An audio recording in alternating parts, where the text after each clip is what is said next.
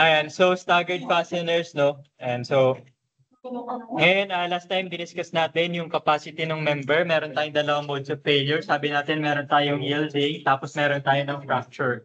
Okay, ngayon there are cases no na yung natin, yung connection natin is limited yung space. Okay? So, for example, halimbawa, ito yung connection natin, tapos kailangan natin by calculation, kailangan mo ng ng 5 volts na pang-connect, no? Kailangan mo ng 5 volts na pang-connect.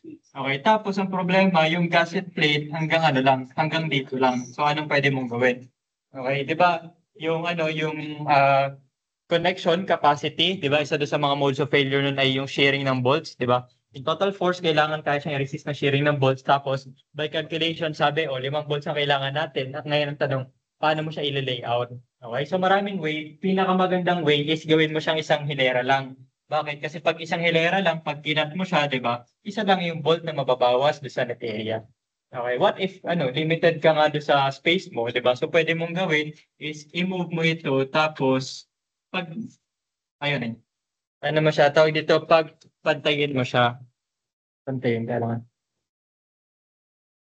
Na makisama na kan. So, pwede mong gawin, i-redo mo siya na ganito yung magiging itsura niyan. Okay. Pero pag ganito yung ginawa mo, or rather, halimbawa ito na lang, mas extreme case. Pag ganito ginawa mo, sige, 5 pa rin, mas maikli na yung connection niya, pero ang problema dito, magiging 2. Diba? So, anong pwede mo pang gawin? Sabi mo, malaki yung bawas niya sa area, so pwede mong gawin. Pwede wag mo siya ipantay, itagilid mo ganun. So, mangyayari yan at every point, so tag-iisa na lang yung bawas, tapos mas kaikli na siya. Okay, ngayon, ano naman yung problema dito? Okay, kapag nakaganyan siya, ang tawag dyan ay staggered. And kapag magkakalapit yung mga butas, there is a tendency na ang mangyari, isa-isa nga siya, kaso dahil magkatabi siya, tumatalon siya doon sa susunod na butas. Okay, ngayon ang tanong, sige, kung tatalon din naman pala siya doon sa susunod na butas, anong purpose niya or meron pa ba siyang advantage? Okay, short answer is yes, meron pa din. Bakit? Kasi instead na ganito yung mangyari, isang diretsyo, di ba? Ang nangyari, meron kang bilog dito, tapos slanted na siya. Okay, kung ikukumpara mo yung area nito at nito, definitely mas malaki pa rin to kumpara dito. Okay, dahil meron kang slant area dito, mas malaking area nito kumpara doon sa pinagpantay mo lang siya. Okay, so meron pa rin advantages staggered, no, kumpara doon sa yung normal na pantay-pantay yung mga connection natin. Okay, sabi ito, if a tension member connection is made with bolts and the net area will be maximized if the fasteners are placed in a single line. Yung sample natin kanina. Okay, pero at times merong space limitations, so pwede mong gawin na pag siksikin sila. Okay, as shown, tawag yan ay staggered. Okay, ayan, so sabi natin kung magkakalapit siya, ayan, pwede siyang tumalon dito. Sabi, if the amount of stagger is small enough, the influence of an offset hole may be felt by the nearby cross-section and a fracture along the inclined path ABCD. Okay, shown dito, ABCD. Okay, is possible. Yan nga. So basically, tumatalon siya sa katabi, no, na butas. Okay, so bukod sa ganito na gusto mo siyang pagsiksikin, another reason kung bakit mo gagawin staggered is sometimes kasi medyo mas madaling gawin yung staggered. In the sense na ganito, halimbawa ito, naka-incline ganun, di ba? Kapag i-construct mo yan, syempre, mas madali na gawin mo, pantay na lang to, di ba? Para magkaka-level sila. Ngayon, anong problema dyan? Kapag tininan mo siya doon sa axis ng tension member, and makikita mo, di ba? Ito, hindi siya pantay-pantay. Okay, so naka-stagger siya. Okay niyo. Hindi siya pantay doon sa axis na yun. So, ang mangyari yan, mode of failure niya, meron, no? May naka-incline ganun. Okay, so hindi siya basta i-minus mo lang. Okay, kailangan natin consider yung naka-incline. Okay, so ngayon, anong effect nun? Sabi dito, ayan, sabi ni Cochrane, kapag magko-consider tayo ng effect ng stagger, pwede mo daw i-modify yung diameter na ibabawas mo. Okay, instead of halimbawa dito, 2 diameter, di ba? So gawin mo, yung area, gross area minus the area of the hole, di ba, na 2, hindi yung area ng hole mismo or hindi mismo yung diameter ng hole ang gagamitin. Gagamitin mo yung modified na diameter. Okay, ano yung modified diameter? Sabi, yung original diameter tas babawasan mo, di ba? Kapag binawasan mo yun, liliit yung diameter. Kung liliit yung diameter, sabihin, liliit yung hole, liliit yung mababawas na area. Okay? Sa tunay na buhay ba, liliit ba yung hole? Hindi. Pero sa calculation, ang mangyayari, parang ganun yung nangyayari. Parang ganun yung effect niya. Okay, parang equivalent whole is mas maliit dahil nga nagkakaroon ng area dahil do sa additional area dahil do sa pagka-incline niya. Okay, ganun kalaking effect, yun yung nakalagay dito. No? Sabi dito, ang factor natin na idadagdag is yung S squared over 4G. Okay, yung S ang tawag natin dyan ay stagger or pitch, tapos G is yung gauge. Okay, pero ano yun? Okay. Nung magbo-board exam ako sa ano ko sa index card ko, ang itsura tawag dito, ang formula ko diyan is yung AN is equal to AG, okay, minus syempre yung area ng holes, di ba?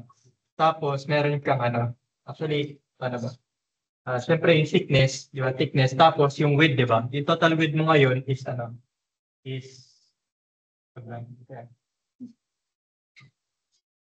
area ng holes. Tapos, meron kang plus area. Okay, which is thickness. Tapos, yung nakalagay dito na x squared over 4y. Okay, bakit x squared over 4y? Kasi baka magbaliktad mo pa yung gauge tsaka yung pitch. Okay, syempre alam mo naman lagi yung x, alam mo naman lagi yung y. Diba? So, isulat mo siya doon sa language na naiintindihan mo. Okay, so, suggestion ko lang naman yun. Kung ayaw mo, di wag. Okay lang naman. Diba? So, ito yung itsura niya in terms of the in area form. Kung kukunin mo naman siya na width, so mangyari niyan, net width is equal to the original width, 'di ba? Sabi minus yung mga butas, diameter na meron ka. Okay, pero sabi natin kung may stagger yan, mamamodify yan. Okay, ngayon kung modified yan, so iayos natin. Okay, magkakaroon ka ng minus summation ng mga modified diameter. Ang modified diameter is d minus, nakalagay doon, x squared over 4y.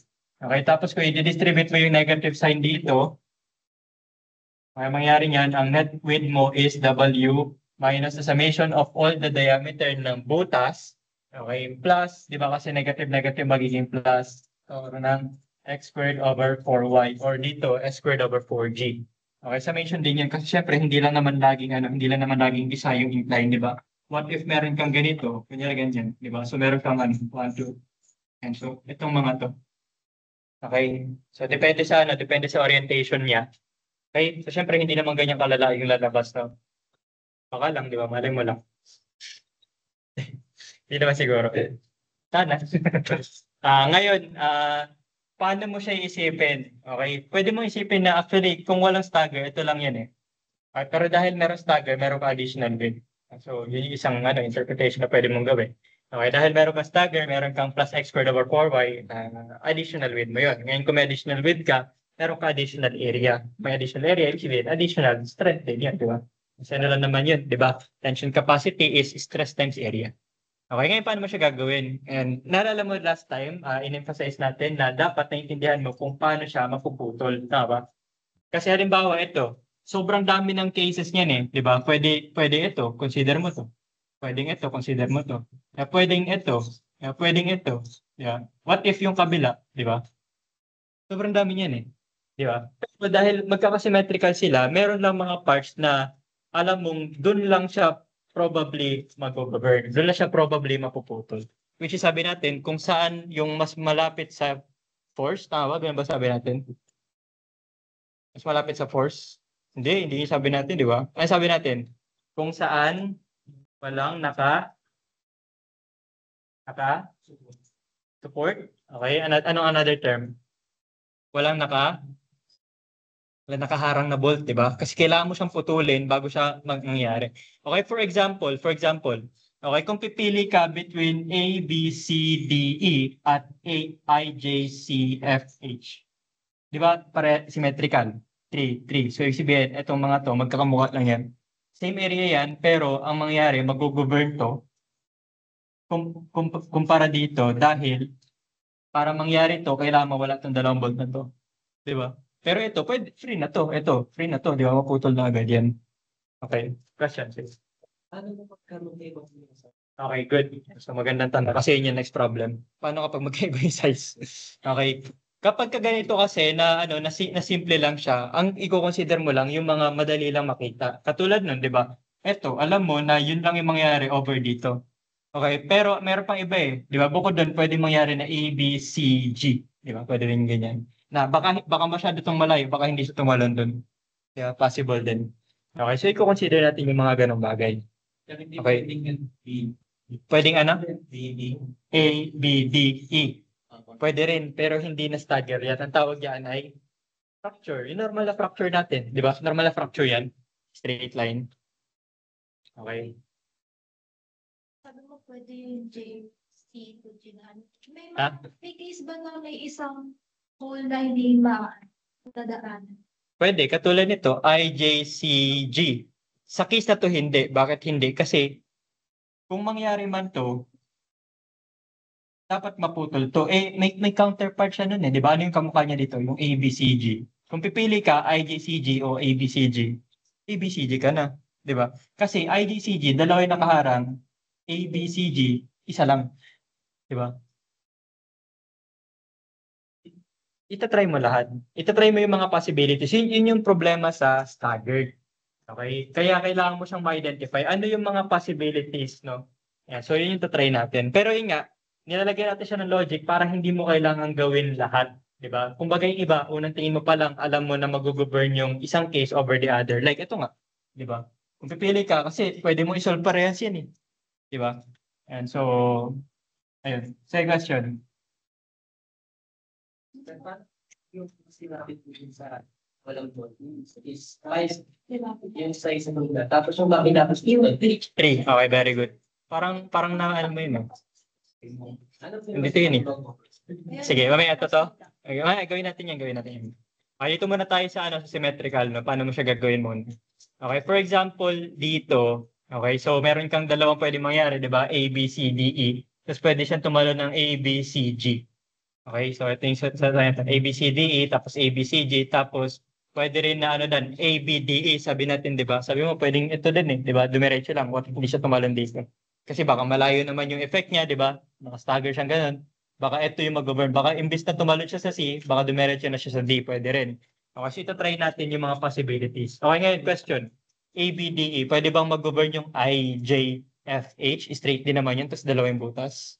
Pwede ba yun? Hindi, di ba? Kasi meron ng ganong kamuka, pero ito, walang restriction. Ito kasi may tatlong restriction siya para mangyari yung ganong mode of failure.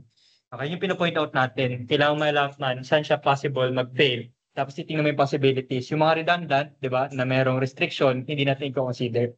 Okay, katulad ito, tatlo na lang, di ba? Ngayon, try mo. Okay, so dun muna to sa ABC, ABD mo na, ABDE. Yung straight line, di ba, total weight is 5533, so that is 16. Okay, 16 tapos dalawang volts. Okay, dalawang volts. So 2 tapos minus, minus 2 volts tapos anong diameter ng butas? Sabi, ang hole mo daw ay, ang volt mo ay 1. Okay, so plus 1/8 no, na allowance para do sa hole. Palagi yun, di ba? Kung ano diameter ng bolt, plus 1. Plus 1/8 para do sa hole. Okay, so diameter ng hole, dalawa yung mababawas. Okay, so 13.75. Okay, ano pa yung ibang mode of failure? Pwede sabi, dahil malapit yung B sa C, pwedeng dun siya tumalon. A, B, C.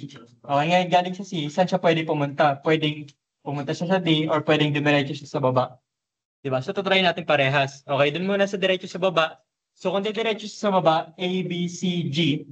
Okay, so total weight is 16 pa rin. Dalawang volts yung mababawas. 16 minus 2 times area ng diameter ng hole. Okay, tapos, plus, dahil meron kang incline dito, may isa kang incline dito, sabi plus x squared over 4y. Okay, ano yung x? Yun. Alam mo naman, x dimension. Okay, y is ito. Okay, ano siya, x squared over 4g, pero yun nga, para mas madali, di ba, para hindi mo mapagbaliktad, di ba, x squared over 4y na lang. Okay, and so ito yun, 3 squared over 4 times 5. Ngayon, kung iisipin mo, teka, pwede bang mangyari na ito ay mapuputol lang siya? Na-imagine mo ba na mapuputol ito pa ganun? Di ba? Anong problema? Okay, very good. May bolt pa dito. Para mangyari to, kailangan maputol yung D. Paano mo ngayon i-account yung restriction na yun? Paano mo i-account yung nakaharang na yun? Okay, ang ginagawa natin is mayroon tayong multiplier dito. Ayan, so nakalagay yan 11 over 10. Saan galing 11 over 10? Okay, bilangin mo silang lahat. 1, 2, 3, 4, 5, 6, 7, 8, 9, 10, 11 silang lahat. Ilan yung nakaharang na bolt kung dito siya mag-fail? Isa. Okay, so minus isa, so 11 over 10. Okay, ganun siya. Mamaya may ibang example tayo, makikita natin iba pang case. Okay, ano pang ibang mode of failure? Pwedeng tumalon sa C, di ba? C tapos D. Okay, in this case, 16 minus 3 volts, 16 minus 3 volts plus dalawang incline. Okay, so dalawang x squared over 4y. So, magkamukha naman yung dimension, so times 2 na lang natin. Okay, piliin yung pinakamaliit. Ang pinakamaliit is yung A, B, C, D, E. Okay? So in this case, dahil tumalon siya doon sa katabi, so parang nangyari, yun yung nag-bird, di ba? And so over doon sa sa fracture. Ito kasi fracture eh. Ang nangyari, tumalon siya dito dahil may katabing bolts. Okay? Nagamit yung pangatlo. Okay, so use the governing width, which is yung pinakamahina, yung pinakakonti. Okay, yung width mo, i-multiply mo sa thickness, which is in this case 3/4, makuha mo yung net area. Okay, ganun lang siya.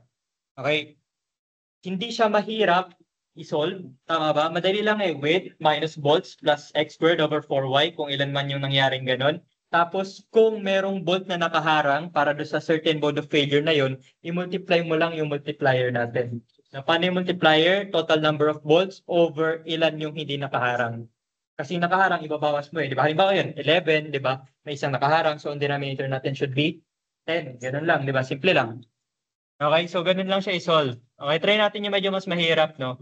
And in this case, yung sasabi niya kanina, what if hindi siya symmetrical? Okay, dito, hindi na natin sigurado kung mag-govern ito over dito. Bakit? Di ba? Pareha silang 3 volts. Okay, pareha silang 3 volts. Kung titingnan mo to, mas malaking area nito kumpara dito. Agree ba tayo doon? O kasi mas malaki yung slant eh, tama? Mas malaki area nito, pero ito, 'di ba? Ito para mangyari ito, may nakaharang dito. Etong kabila wala. So hindi natin sure kung sino sa dalawa ngayon yung mag-govern. Nakuha nyo? So ang gagawin natin, hindi na natin 'to iba-bypass. Pwedeng mag-govern na ito. Hindi natin sure, no? Hindi natin alam. So isosolve natin. Try natin parehas. No? Yan. Tapos syempre, meron pa iba. Merong diretso. Di ba? Merong pa ganun. Di ba? Merong pa ganun. Di ba? So, try natin. Syempre, obviously, imposible na mangyari ito. Tama ba? Kasi, eto, tama ba? Ito ay kamukha lang nito. Tama. Pero hindi ito mangyari dahil sobrang daming bolt na nakaharang doon. Kung ikukumpara mo dito. Same area, more bolts, di ba? So, hindi niya mangyari. Gets ba? So, yan na. Subukan mo na. A, B, D, E. Okay, isang diretso. Okay, fracture lang. And so, 12. Okay, minus dalawang butas. Walang incline, so walang plus. 10.25.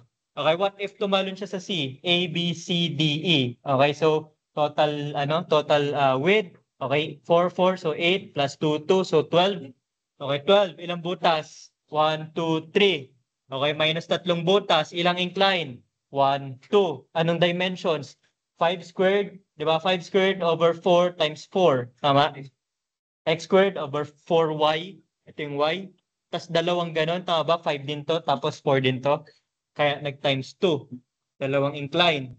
Okay, tapos tanong, pag ito ba nag-fail, meron bang bolt na nakaharang sa kanan niya? Wala na, di ba? Kaya wala kang multiplier.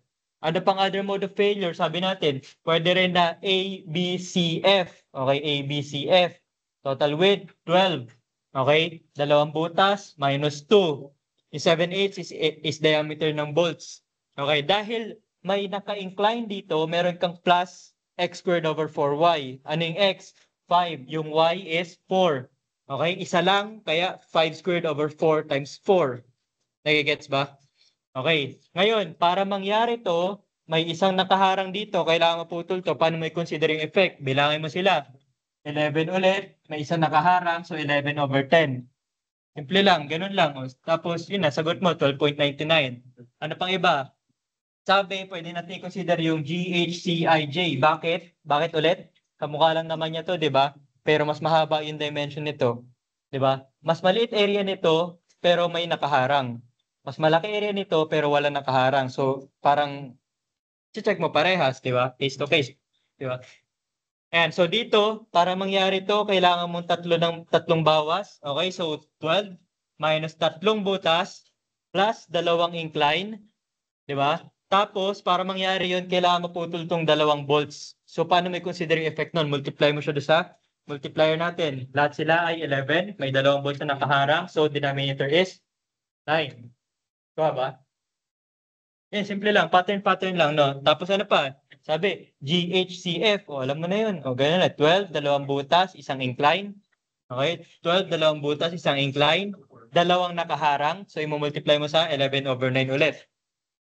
Kuha. Okay? Tapos, GHCDE. Siyempre, tingnan mo di ba ginawa mo na yung GHCIJ? Siyempre, hindi mo nagagalawin yung pabalik. Yung kamukha lang yun. Sa puro pababa na lang gawin mo. Gets ba? May redundant na kasi yun eh. Okay, ngayon, nakuha mo na yung mga possibilities. O, edi, pili mo na yung pinakamaliit. O, yun lang din pala yun, no? 10.25.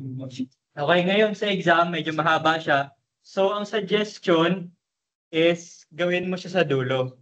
Okay, ganito ang gagawin natin, no? Di ba maraming possibilities? Pero hindi ko ihingin lahat. Okay?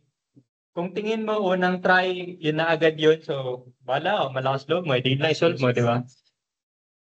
Pero basta makuha mo yung tama, okay na ako doon. Okay, kung isa lang ginawa mo, tapos sure ka na yun, okay lang, walang problema. Okay, pero syempre, risk mo yun. Di ba? Risk mo yun.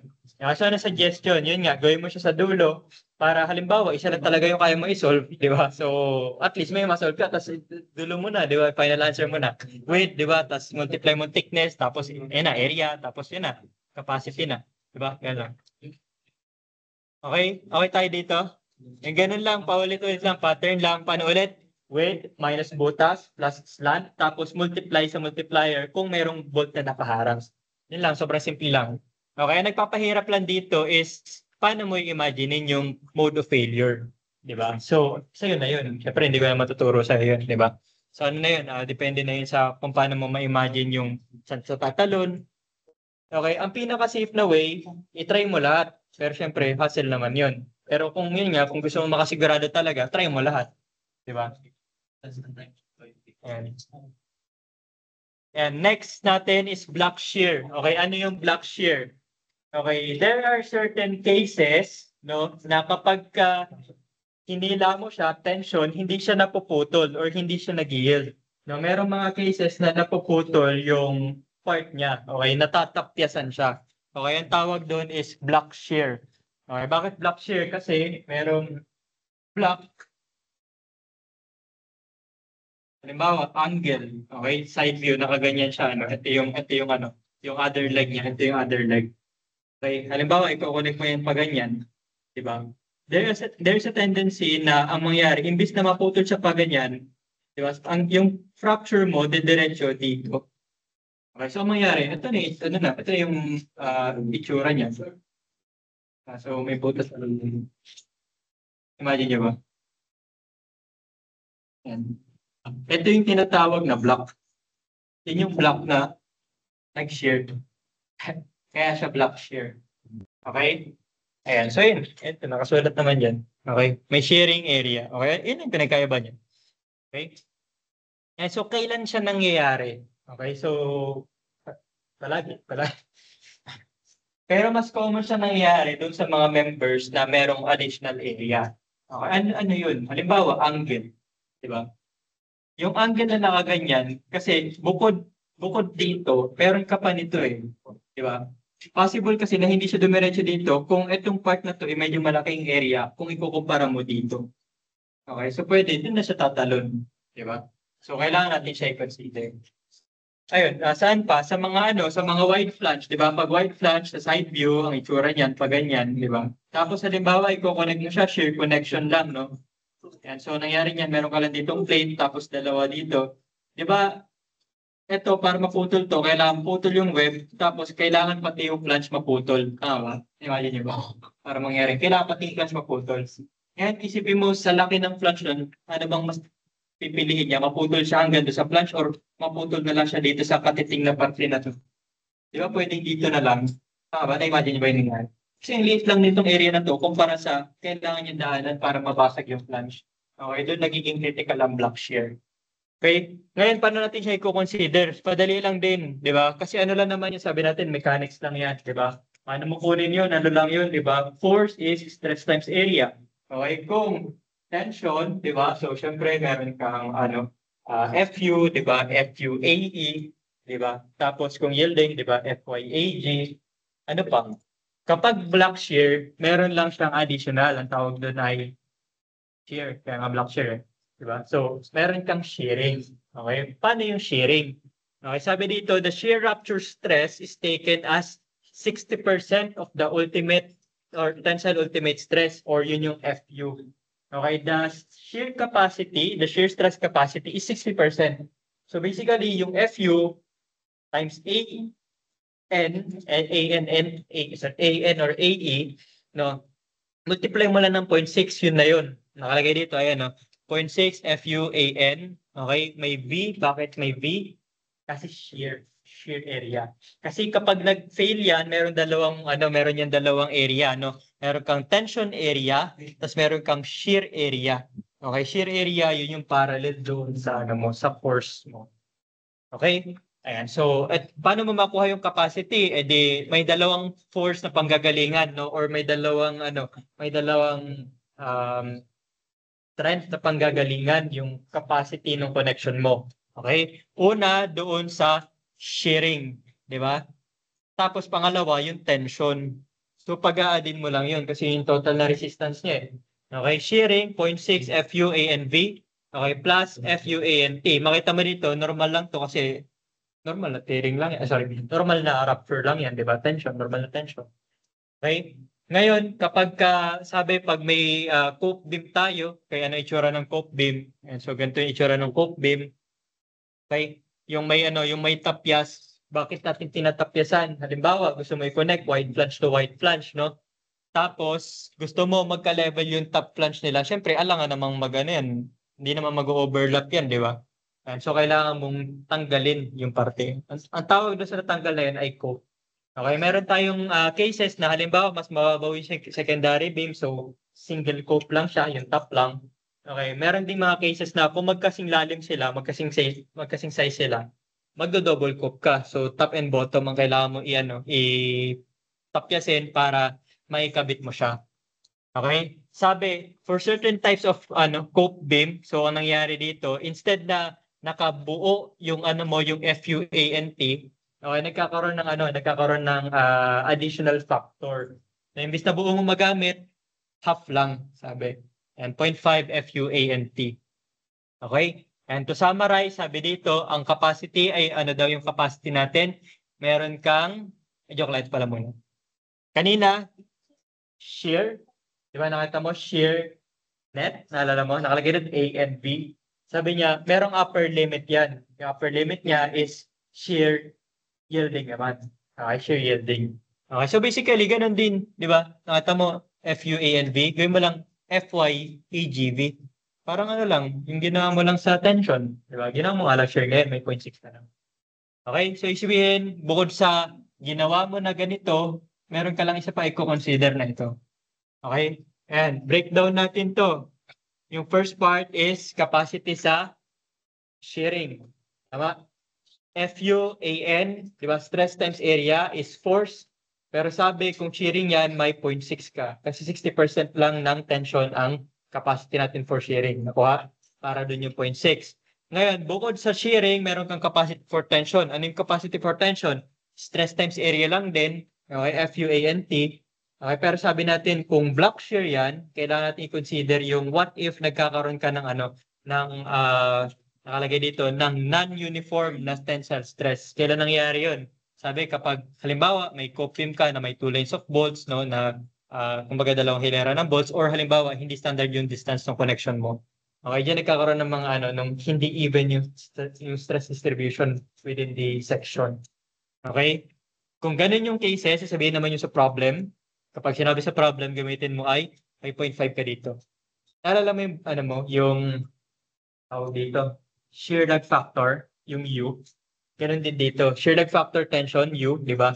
Dito, meron ka ding U, pero may subscript na BS kasi block shear. Okay? Ano sabi mo? May sabi ka. May BS, block shear yun. Block shear yun. Okay? So ngayon, sige, ito ay fracture. Okay, sabi natin meron ka pang ibang limit. Sabi, pwede rin siyang mag-yielding. So ito din yan. Pinakaiba lang is ito naging yielding lang. Kung yielding to, kay yielding, naka-gross. Okay, ngayon sabi, ano yung mode of, ano ang factor natin, no? Since ang block shear is a mode of tearing or basically rupture, no? So ang ano natin, ang resistance factor natin is 0.75. Okay? Or 0.5, tama ba? 0.5 o multiplier mo kung ESD. Diba? Yung kapartner, naalala nyo? 0.9, 0.6, 0.75, 0.5. Kung ayaw mo, i-divide mo ng 2, ganun din yan, di ba? 0.5 din yan. Okay, so ayan, try natin dito. Paano mo siya gagawin? Meron kang, halimbawa, ito yung naisip mong mode of failure, mode 1. Okay? Kailangan mo makalculate yung net group and yung net shear area, tapos yung net tension area. So, paano yun? So, given ka ng dimension, okay, sa shearing, tama, 1.5, 3, 3. So, basically, 7 ito. Okay, 7. Tapos, meron kang ilang butas? 1, 2, tsaka kalahati. Okay, kaya meron kang nakalagay dito. Sige, gross pala muna. Gross muna, 7.5 times thickness. Ano yung thickness ng member natin? Thickness ng member natin ay 3/8. Okay? 7.5 times thickness sa 3/8. Yun yung area nitong section na ito. Dalawa sila. Kaya meron kang times 2.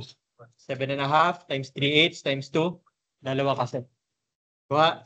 Yun yung gross. Ngayon, paano makuha yung net? Di yung gross, bawasan mo ng ilang volts? 1, 2.5. Kaya 2.5. Diba? 7.5 minus 2.5.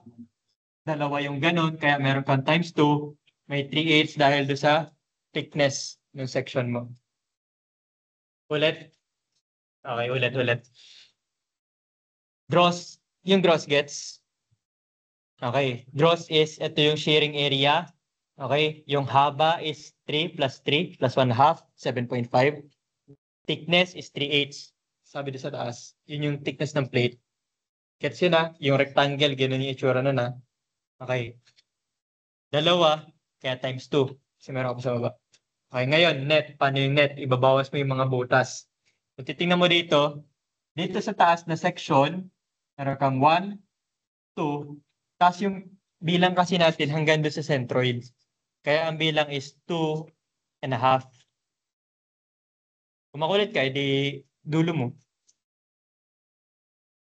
Anong diameter ng bolt natin?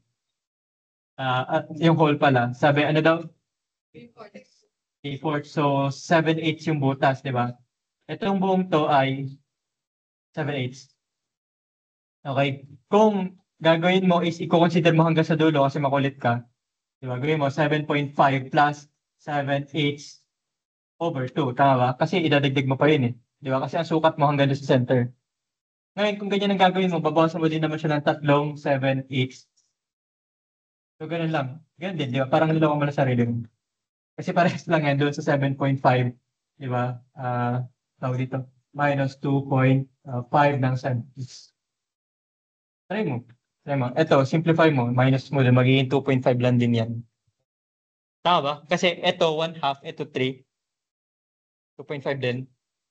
Hindi parang niloko mo lang sarili mo. Di ba? Huwag ka na makulit. Mag-center ka na lang. No, mag-center ka na lang. Mas madali. Gets ba? Parehas lang yun. Okay. Yun yung reason kung bakit 2.5, kung bakit hindi siya 3. Kasi kinuha mo siya hanggang doon sa centroid. Okay? So yun na yun. Okay, 7.5 minus 2.5 na butas. Ang butas is 7/8. Okay, multiply by the thickness, 3/8. Tapos multiply by 2 kasi dalawa yung shearing area mo. Okay, so ito yung net shearing area. Ano pa yung resistance natin? Sabi, net tension. Okay, sa tension is 2.5. Okay, ano pa? Multiply by thickness. Di ba? Tapos meron kang ibabawas na butas, di ba? Meron kang kalahati dito sa taas, kalahati sa baba. So, dalawang kalahati, isa yun. Kaya meron kang isang bolt na ibabawas. Okay? 2.5 minus 7, bolt tuloy, hole. Okay, may isang hole na ibabawas. Okay, 2.5 minus 7/8. Okay, yun yung net, ano natin, net width. Multiply by the thickness, 3/8. Kuha mo yung 0.609. Okay, alam mo na yung area, substitute, no? Tapos final answer ka na agad yan. Sobrang dali lang, di ba? Paano yun? FU given, nakalagay 70 shearing, dahil shearing yan may 0.6, tama? Shearing times the net shear FU di ba? Net shear area. Okay, tapos yung sa tension. Tension, di naman sinabi na cope to na ganito yung condition, kaya magiging non-uniform. Wala naman sinabing ganun, di ba? So, dun lang tayo sa default. Diba? Since hindi naman siya special case, 1 yung UBS, okay, factor for block shear. Stress FU, 70 pa din. ANT, nasolve mo kanina, 0.609. Ito na yung sagot. Pero sabi, okay na yan. Pero meron pang isa, di ba? Sabi, yung upper limit niya is yielding ng gross. So, ito pa din yan. Ang nag-iba is yung shearing. Di ba? Yielding ng gross shear area. Okay? Ito ay fracture. Ito yung shearing. Yielding. Yielding ng shearing area. Okay? Kasi kanina, fracture ng shearing area. Ito ay yielding ng shearing area. Okay? FUAN, FY, AG, V. Okay? Kasi baka AG, N. AGT. Wala naman ganun, di ba? Dati kaya. Yun eh. Kunin mo yung mas maliit. Sir, lagi ko yung mas. Oo. Anong logic niya? Sige, lagyan natin na logic. Bakit mas maliit? Kasi kailangan mo maintindihan para hindi mo sinasa ulo na dapat mas maliit or dapat mas malaki. Lagyan mo ng logic. Kasi capacity yan, kapag naabot yan, masisira na yan. Ano yung unang maabot? Yung mas maliit, di ba? Yeah. Kapag umabot sa mas maliit, tingin mo ba mag-fade siya sa 211? Hindi siya abot dun di ba? Kasi 210 pa lang sira na siya. Diba? Yun yung logic. And, ano yung ANT? Yun yung tension, net tension. Okay, dahil pa ganito ang direction ng force mo, ito yung tension area, di ba? Yung perpendicular. Okay, yung shearing area, yun yung parallel. Okay, good. Okay, good question. Sabi kasi, paano kung nakataas na? Nalagay niya yung connection natin. Tapos, naka-connect. Sabi, data pala. Tapos, nakaganito. Kunyari, ito yung pinili ko. Nasaan dyan yung gross, nasaan dyan yung, nasaan dyan yung shear, nasaan dyan yung, tension. Ilan yung gross area dyan? Isang. Nasaan dito yung tension, nasaan yung shearing? Ano yung X? Tension or shearing? Shearing yung vertical in this case. Yung shearing ngayon, ito yung tension. Okay? Hindi palaging X yung shearing. Hindi rin palaging Y yung tension. Depende sa orientation. Pag flip mo yung ganyan, titingnan mo kasi kung nasan yung force, di ba? Para depende sa direction ng force. Okay, yung force yung nagsasabi kung ano yung ma-experience sa certain section na yun, kung steering or tension. Ha? May isang hole na Ito? Okay lang yan. Kasi pag naputol to, imagine mo na lang. Kapag nakat ito, di ba pwedeng mangyari dyan ang ano yun? Yung ginawa dun sa staggered na 11/10, gagawin lang din siya. Hindi. Hindi na. Kasi hindi naman siya nakaharang. Kasi Imagine mo, ito lang yung kailangan mo. Ngayon, may iwan to. Yeah, hindi yung mga bolts. Dito siya makapal. Parang sasabi ko natin na pag that time, yung tension ay 1 times 1. Laging iwan lang yung... Hindi siya magiging full like shear. Hindi ko multiply. Parang nag-iisa lang gastos. Same lang sa force. Simula kayo sa go up. Pwede. Sa case na to kasi, depende kasi kung paano mo sisilipin kasi yung iba gagawin. Ito, plus ito. So, dalawa yun. Pero pwede mo naman isa din, di ba? Depende kasi kung paano mo mag-isip Nawa yun. Pwede mo kung paano sa titingnan. Di ba? Kasi pwede niya isipin na ito, plus ito. Pwede isa. Tingin ko palaging isa. Tingin ko.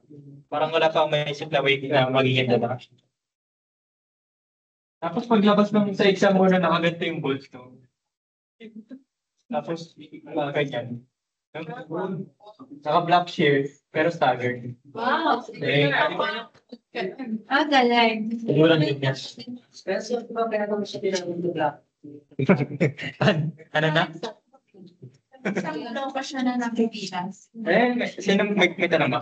May tanong. Kaya siya ba pinagod na black? Kaya siya tinawag na black shear kasi may black na nag-shear. Yung black parang kaya lang ba sinasabi yun na? Iba ko eh. Kanina ako joke ko eh. Hindi siya joke. Hindi siya joke. Totoo. Yun talaga. Di ba black parte siya ng flat parte siya ng section. Di ba? Tapos, imbis na pure tension, may shearing. Kaya black shear yung tension. Hindi naman masyadong joke. Hindi niya lang sabihan.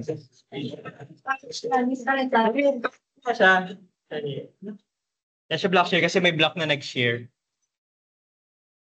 Seryoso. Okay na? Hindi pwede may staggered na may block.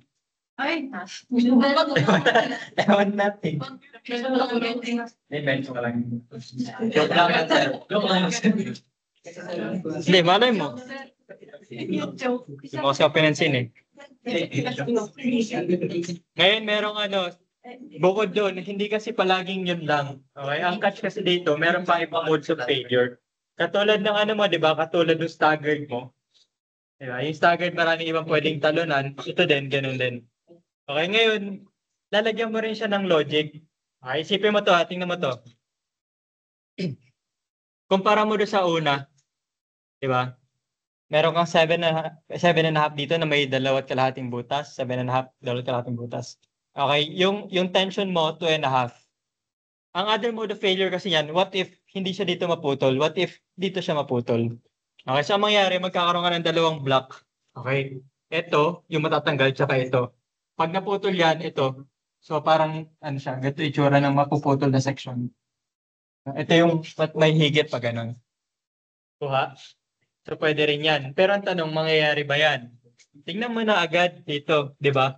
Para sila na shearing, sino mas malaking tension? Yung 2.5 o yung 1/2 plus 1/2? Ano mas malaki?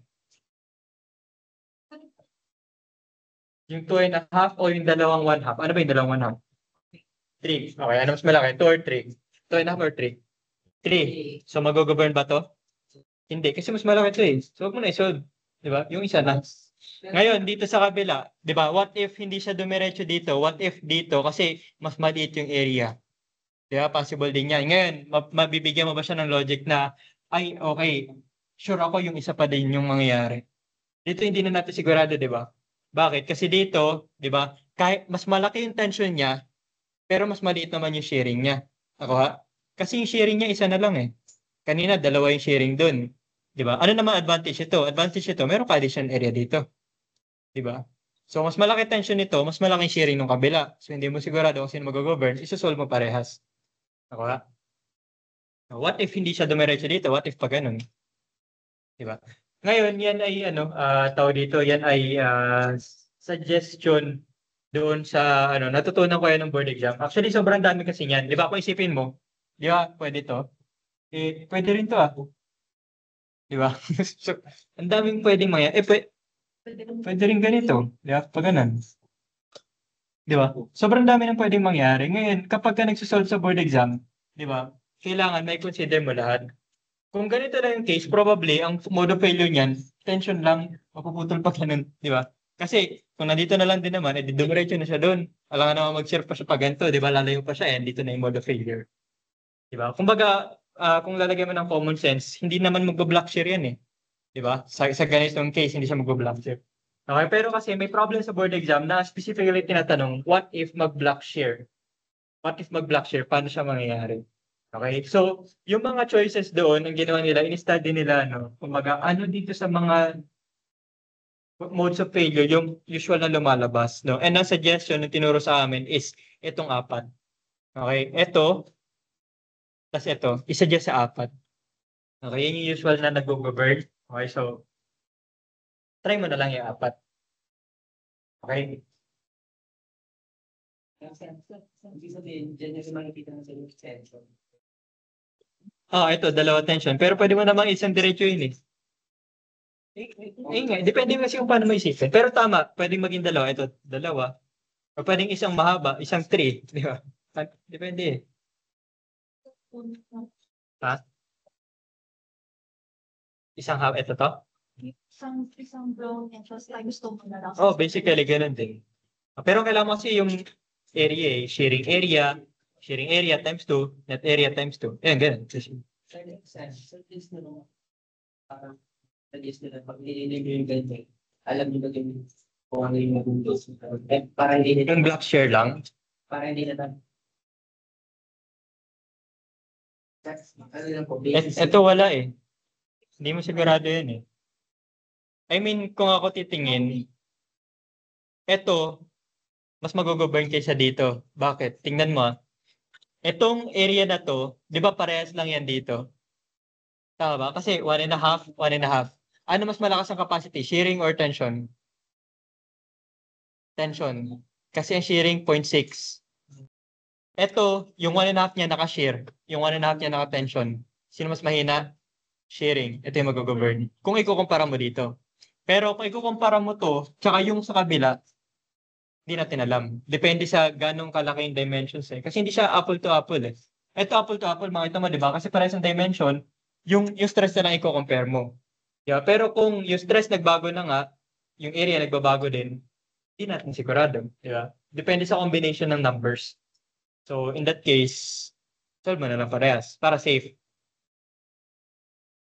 Yun lang. Nakuha niyo yung logic kung kung paano siya pinipili.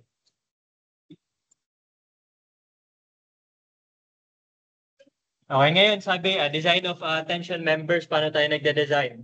Okay? Kapag tension member, di ba?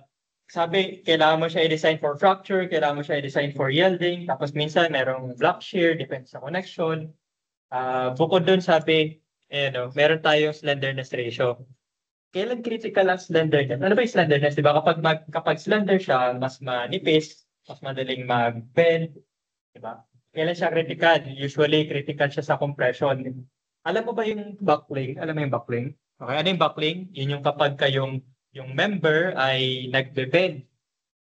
Parang beam, di ba? Beam, pag loaded siya, nagbe-bend yung beam. Pero yun kasi ay bending dahil sa moment.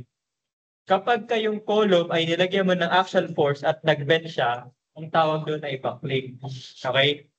Mode of tawag dito, mode of failure by instability. Nagiging unstable siya, nagpe-fail siya, tumatabingin siya. Hindi siya nababasag, hindi niya naabot yung compressive strength capacity niya. Okay? Di ba compressive strength dapat kapag column, dapat mag-fail kung compression. Pero kapag slender siya, pwedeng hindi niya maabot yung talagang capacity niya. Nagka-fail siya through buckling. Okay? Sabi, ayun nga, slenderness ay critical sa buckling. Tingin mo, ang tension member na hinihila, possible ba siyang mag-buckle? Pwede bang mag-bend yung bagay na hinihila mo? Hindi eh, di ba? So, hindi. Dapat, hindi siya critical. Sabi, a secondary consideration is the slenderness. Sabi dito, okay, although slenderness is critical to the strength of a compression member, it is inconsequential. Diba? For a tension member, ibig sabihin nun, hindi siya mahalaga. No? Wala siyang consequence. Hindi siya critical. No? Bakit natin pinag-uusapan? Hindi pala critical. Diba? Sabi kasi, di ba? Kapag yung slender tension member ay walang loading, di ba? Ano mangyari kapag hindi mo hinihila yung tension member? Kapag by accident, for example, nalagyan siya ng loading, di ba? Sinabitan mo for whatever reason, di ba? Matigas ulo mo sinabitan mo yung tension member. Di ba? Ano mangyari? Kung hindi siya loaded, di ba? Wala siyang resistance to bending. Ang mangyari niyan, pwede siyang mag-deflect, di ba? Pwede siyang maputol dahil nga, generally, ang tension members ay slender kasi nga, yun lang naman ang kailangan. Okay, so ang sabi na lang, and so, ano pa ang ibang pwede mangyari? Pwedeng dahil masyado siya slender, pwede magkaroon ng undesirable vibrations, or yun nga, di ba? Kapag naglagay ka kasi ng tension member sa roof, halimbawa, di ba, ang purpose nun is mag-transfer ng ano, di ba? Usually, ano ba yung tension members? Yung braces, tama? Yung mga horizontal braces, sinakita mo sa roof, yung mga naka-XX doon, nagta-transfer yan ng mga lateral forces kapag ano na, kapag nagsisway na yung building mo. Okay, so nata-transfer yung forces from one frame to, di ba yung frame, yung column, tapos may trusses or beam sa taas. Di ba, halimbawa yung sa gym, di ba maraming ganun? Column, tapos truss, column, truss, column, truss. Independent yung mga yun eh. Pero paano sila nag-aakaswan? Meron yung mga diaphragm sa taas, yung roof, di ba? Kino-connect niya yung mga yun, yung mga frame na yun.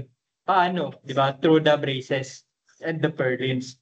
Okay? So yung forces nagka-transfer doon. Ngayon, kung hindi umahangin, yung mga braces na yun, walang kinikerry yun. Okay? Hindi siya nasa-tension. Ngayon, kung hindi siya nata-tension, ano din ang mangyayari? Kapag loaded siya ng gravity, kunyari may sinabit doon for whatever reason, di ba? Or, halimbawa, yung sulfate niya na lang, di ba ano mangyayari? Magde-deflect yun. Di ba? Ayaw natin na nagde-deflect yung member.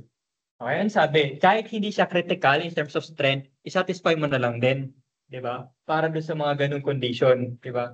And sabi dito, these conditions can occur in a slack bracing subjected to slack bracing rod subjected to wind load. Ayun nga, kapag ka maluwag siya, no, so hindi siya na subject to tensile forces.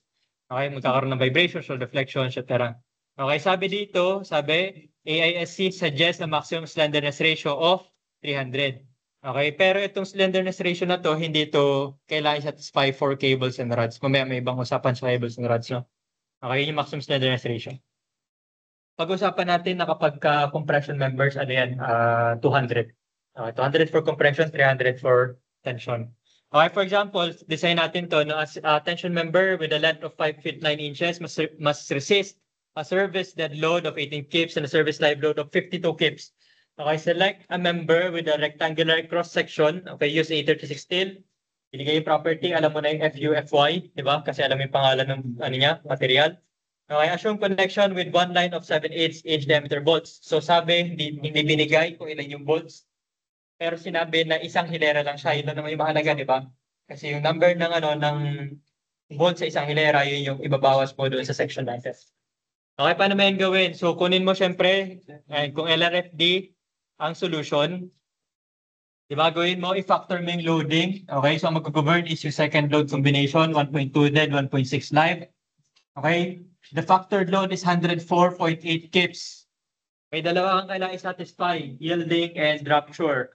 Okay, so try mo muna sa yielding. Okay, so by yielding, ang gross area na kailangan natin is 3.235. Saan nanggaling yun? PU is equal to the design strength. Saan galing ang design strength? P, di ba? Reduction factor, tapos stress times area. Stress FY, area AG. Makuha mo yung gross. Sabihin, yun yung unreduced section natin. 3.235. Ngayon, kapag kukunin mo yung net area na kailangan, so gawin mo lang yun din. PU, kailangan maresisto ng phi F. Ba't FY ito? No? Yan, FU yan, FU. Okay, FU to dapat, no? Kasi ano to fracture, no? And so take note mo na lang. Nakalagay naman tama na may value dito na 58. Okay, so phi 0.75 for fracture, FU times AE. Bakit AE? Kasi sabi natin, di ba, baka lang may shear lag. Di ba? So, ayun. So, AE natin is 2.409. Okay, ngayon, design to. So, ikaw ang pipili, na ikaw ang magde-decide. No, pagdating sa exam, para hindi tayo magkakaiba ng solution, kasi pwedeng piliin mo half inch, pwedeng 5/8, pwedeng 3/4, di ba? Kumbaga, choice mo eh.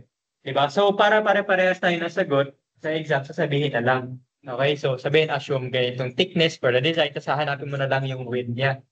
Okay, so dito, pumili siya, yung book, pumili siya, sabi niya 1 inch gagamitin ko. Okay, so 1 inch pinili niya. Kung 1 inch ang thickness niya, ang gross, at tas ito ang gross area, so ano yung magiging width niya? Diba, area is width times thickness. Okay, so dinivide niya ng 1, and makuha mo, yung width mo dapat is 3.235. Ngayon, sige, 3.235, yun ba yung lalagay mo sa specification? Yun ba yung ilalagay mo sa plano? Di ba hindi? Hindi ka maglalagay ng mga ganyan na may butal. Di ba? Ano yung gagawin mo? Sa concrete, sabi natin, usually, ginagawa natin divisible by 50, di ba? Divisible by 25. dito meron din. Okay, divisible ba dapat siya ng 1/8. Okay, ngayon dito, hindi ko alam kung bakit yan ginawa niya. Pero kasi kung gagawin natin yung proper way, okay, 3.235, ano yung next higher size na divisible by 1/8? Dapat DN, hindi ba? Kasi 3.235 eh. Anong kasunod yan? 3 and 1/4, di ba? 3.25 muna. Di ba? Pag hindi okay sa 3.25, yung 3/8, di ba? 3.375. Pag hindi workable yung 3.375, tsaka ka mag 3.5. Okay, plus 1/8 ng plus 1/8. Okay. Ngayon, ewan ko, trip niya eh. So, yeah, pero hindi ganyan. Oo, kasi yun yung kailangan mo eh. So, para maging adequate siya, pipili ka na mas malaki na konti. So, itataas mo siya. Okay, ganun lang. Lagi mo isipin, paano siya magiging safe? Pag tinaas ko ba o binaba ko? No, yun yung lagi mong itanong sa sarili mo kapag kami mga decision making ka na ganyan. Ano yung safe? Diba? Mas malito, mas malaki. Mas malaki dito kasi mas malaki yung area, diba? Okay, yun nga lang, siguro ang magiging different approach lang dito sa sample problem, kung ikaw mismo yung magsasolve, is that huwag mo idiretso sa 3.5. Kuha? Kasi ano eh, bali mo, pwede pala siya ng 3.25 lang, diba? Hindi natin sigurado, hindi naman natin din eh. Okay? Again, process is the same. Okay? Kung paano ginawa dito sample problem, ganun yung gagawin sa exam. Ang difference lang is that huwag kang didiretso sa 0.5. No? Mag-ano ka muna, mag-1/8 ka muna. Okay? Pero syempre, kung halimbawa, sarili mong project, o hindi gusto mo, i-form mo agad. Di ba? Buhay mo yun eh. Yeah, pero dito, para pare-pares tayo, 1/8 na lang muna, ha? Yes.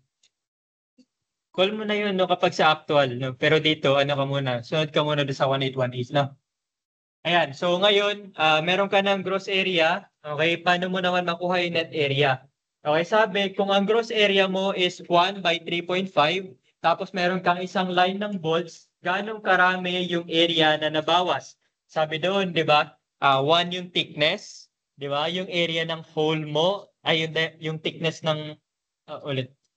1 yung thickness, yung diameter ng hole mo is, nakalagay dito, 7/8 ang bolt. So, plus 1/8, kaya 1 inch yun. Tapos, meron pang 1 doon kasi isang piraso. Dahil sa 1 line ng bolts. Okay, so madali lang yan. Kailangan lang maintindihan mo. Ano to, ano to, ano to. Okay na lang yan.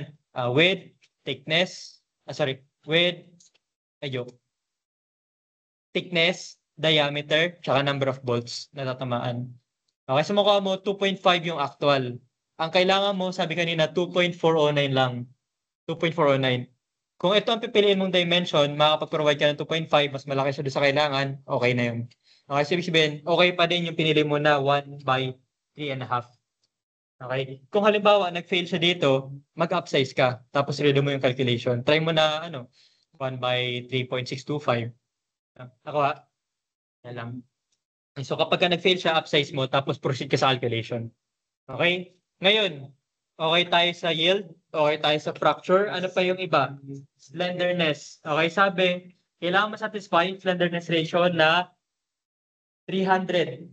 Hindi ka pwedeng lumagpas kasi pag lumagpas ka, mas slender, mas prone to buckling or bending. Okay? Ngayon, ang tanong, di ba, meron kang section 1, 3.5. Okay? Meron kang IX, meron kang IY. Paano makuha yung R? Square root of I over A. Okay, yung area, nagbabago ba sa orientation? Paano kapag hiniga mo? Magbabago ba yung area? Diba hindi? Hindi magbabago yung area, magbabago ang moment of inertia. Okay, meron tayong tinatawag na strong axis, weak axis. Saan critical? Strong or weak? Weak, di ba? Kaya nga weak din. Kasi mahina yung axis na yan. So, ano mangyayari? There's a tendency na mag-bend siya doon. Di ba? Imagine nyo na siguro yun, no? Hindi ko nakaka-demonstrate. Yung bending, di ba? Yeah. Mas mahirap i-bend to kumpara sa ganito. Tama? Ano na yun? Tapos na tayo dun eh. The best natin ginawa yun. So, meron kang weak axis. Di ba? Kung pipili ka kasi siyang bend, probably weak axis. Kaya, I mean yan. Yung I mean is IY. Paano mangyari doon? Okay? Yung naka-cube is yung mas maliit na dimension. Okay? 3.5 by 1 cube. Kasi ano yung ibang option? 1 by 3.5 cube. Di ba? Cube over 12. Yung isa is 3.5 tapos 1 ang naka-cube. Okay, ito na lang isipin mo, L over R, di ba? Gusto mo ng mas maliit. So, mas maliit yung L over R. Okay. Kailan siya magiging critical? Siyempre, yung ion. Di ba?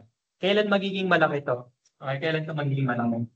Kapag maliit yung denominator. Paano maliit yung denominator? Hindi, piliin mo po. Di ba? Ayun. Yun yung critical dito. Okay, weak axis. Okay, dito pinipili mo yung mas critical, yun yung kailangan mo i-satisfy. Okay, hindi dahil wala dahilan. Okay. IY. Okay, plug in mo. Mukha mo yung R. Yung R mo is 2.887. Sabi natin, sige, yun yung critical section. Okay, the slenderness ratio na critical is L over the R min. Okay? Doon ba sa weak axis niya? So, sobra ba yung slenderness ratio niya? Hindi daw. So, okay pa rin. O, hindi ka na mag-upsize. Ngayon, kung halimbawa, lumabas yun ng 300, kung sa actual, pwede mong kapalan. Di ba? Pero sa solving natin, ano na lang, lapadan mo na lang para palaging constant yung thickness natin na para hindi tayo may iba na sagot. Ayos ba? Sa WG ba yun ba yun? Dahil sa WG. WG yung WG is equal to AG over Ha? So, yan pa yung consider natin na each. Sorry. Ito mo na lang isipin. AG is width gross times thickness. By solving, nakuha mo na yung AG mo is 3.235.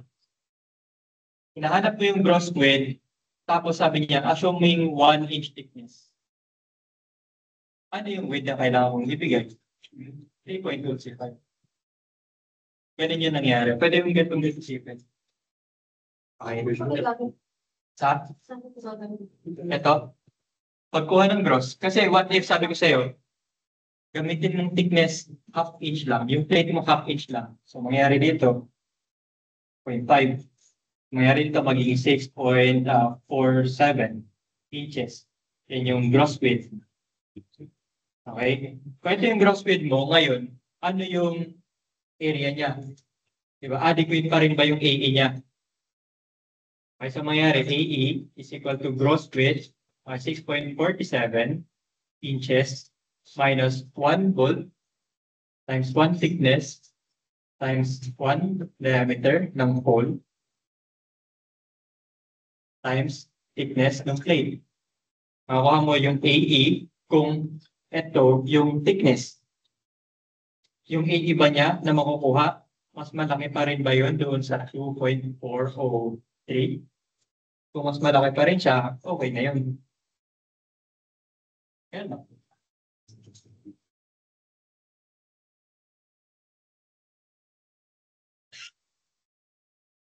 Oo. Sir, pinapasigaw. Ayun. Sir, pinapasigaw. Sige, yun, may naiwan pa tayo. Sabi siya, magdi-discuss pa tayo sa Friday.